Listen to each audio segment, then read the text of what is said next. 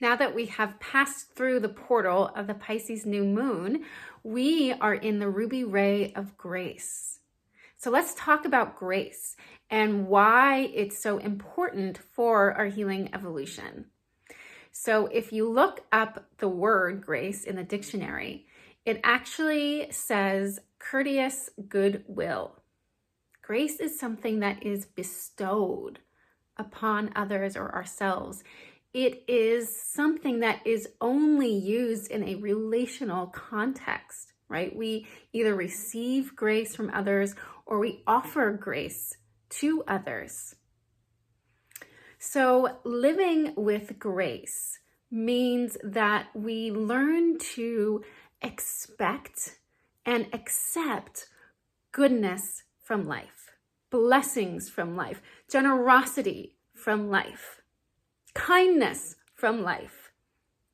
Now, many of us were raised with ideals of self-sacrifice, hardship. We have learned that there is a certain amount of suffering to expect from life. And actually, these ideals for many of us were actually taught to us within a religious context.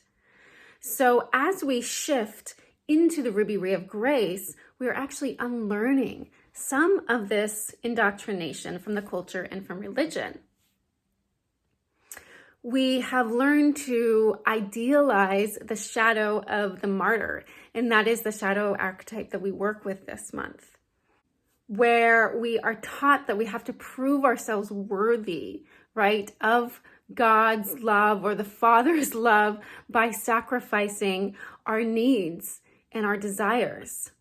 We learn to idealize a harsh or punishing God figure or father figure, and we learn to normalize a lack of connection, a sense of separation and loneliness that comes from the absence of grace within our lives. When I took my priestess vows in Mount Shasta a few years ago, one of the primary vows I took was to evolve through love and grace and free myself from the evolution of suffering. So now an evolution of suffering and separation is a paradigm that many of us continue to live through. I would say just about all of us when we are raised in this culture, where we are taught to evolve by projecting our shadows, the things that we do not like about ourselves or others. We project our past traumas, our wounds into our external environments in our world, and we repeat those shadow wounds and traumas by re-experiencing them in our lives. And that is how we learn to not repeat them again. Now, this is a highly suffering way, right? Who wants to repeat their wounds and traumas? And we don't actually have to learn that way. We don't. Despite everything we might have been taught that this is the way that it happens, we don't actually have to learn that way. We can instead choose a different way where we don't have to sacrifice our human needs and our soul's needs in order to evolve and heal. And when I say sacrifice, I don't mean letting go of things that we are attached to and that we need to let go of in order to grow. I mean sacrificing our needs for nourishment, comfort, nurturing, protection, joy, comfort, right? These are things that as human beings are our birthright.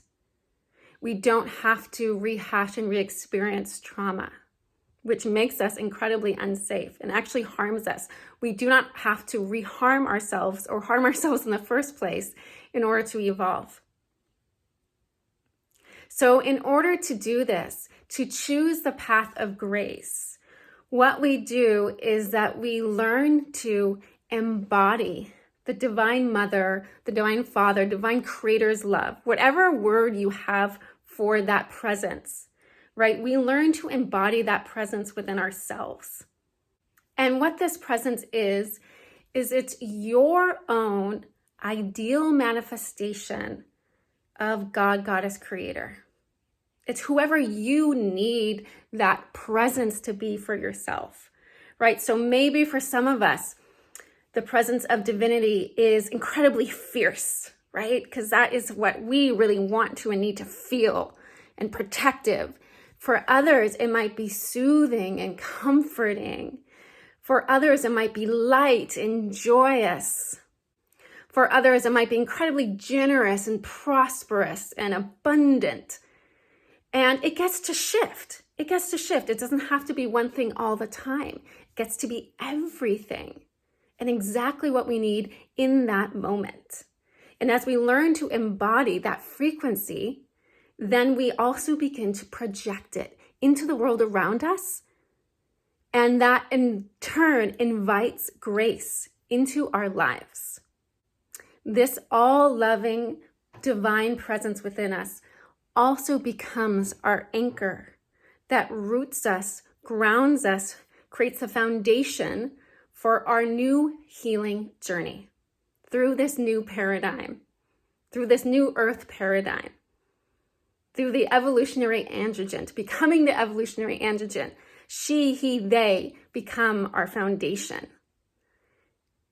And so I invite you during this moon, if you feel called, to take a new vow. Take a vow of evolving through grace and love, and free yourself from the paradigm of evolving through suffering. Free yourself from it. Choose this new way and begin to envision the exact image of divinity that you are calling in and that you are anchoring inside yourself.